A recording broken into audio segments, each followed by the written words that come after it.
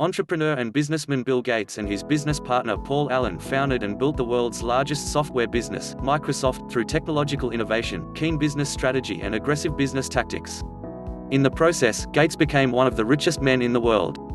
In February 2014, Gates announced that he was stepping down as Microsoft's chairman to focus on charitable work at his foundation, the Bill and Melinda Gates Foundation. Gates was born William Henry Gates III on October 28, 1955, in Seattle, Washington. Gates grew up in an upper-middle-class family with his older sister, Christiane, and younger sister, Libby. Their father, William H. Gates Sr., was a promising, if somewhat shy, law student when he met his future wife, Mary Maxwell. She was an athletic, outgoing student at the University of Washington, actively involved in student affairs and leadership. The Gates family atmosphere was warm and close, and all three children were encouraged to be competitive and strive for excellence. Gates showed early signs of competitiveness when he coordinated family athletic games at their summer house on Puget Sound. He also relished in playing board games. Risk was his favorite, and excelled at Monopoly. Gates had a very close relationship with his mother, Mary, who after a brief career as a teacher devoted her time to helping raise the children and working on civic affairs and with charities. She also served on several corporate boards, including those of the First Interstate Bank in Seattle, founded by her grandfather, the United Way and International Business Machines, IBM.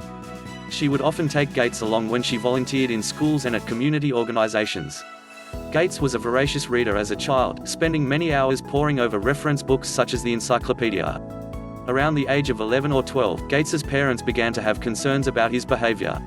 He was doing well in school, but he seemed bored and withdrawn at times, and his parents worried he might become a loner.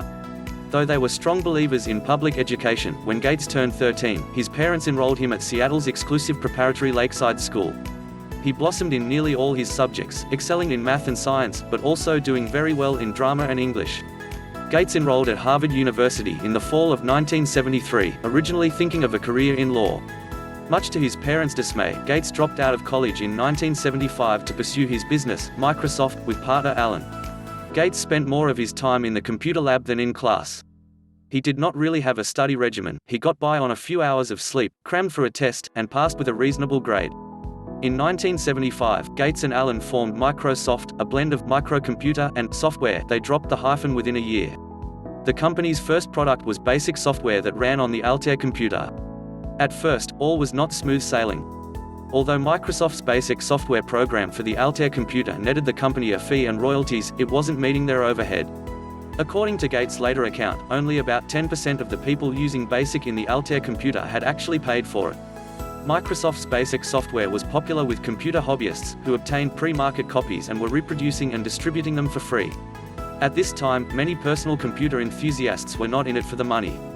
They felt the ease of reproduction and distribution allowed them to share software with friends and fellow computer enthusiasts. Gates thought differently. He saw the free distribution of software as stealing, especially when it involved software that was created to be sold. In February 1976, Gates wrote an open letter to computer hobbyists, saying that continued distribution and use of software without paying for it would prevent good software from being written. In essence, pirating software would discourage developers from investing time and money into creating quality software. The letter was unpopular with computer enthusiasts, but Gates stuck to his beliefs and would use the threat of innovation as a defense when faced with charges of unfair business practices.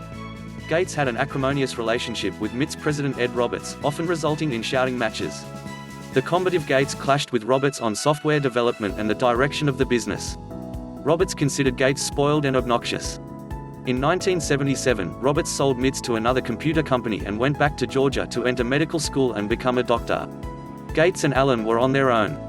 The pair had to sue the new owner of MITs to retain the software rights they had developed for Altair.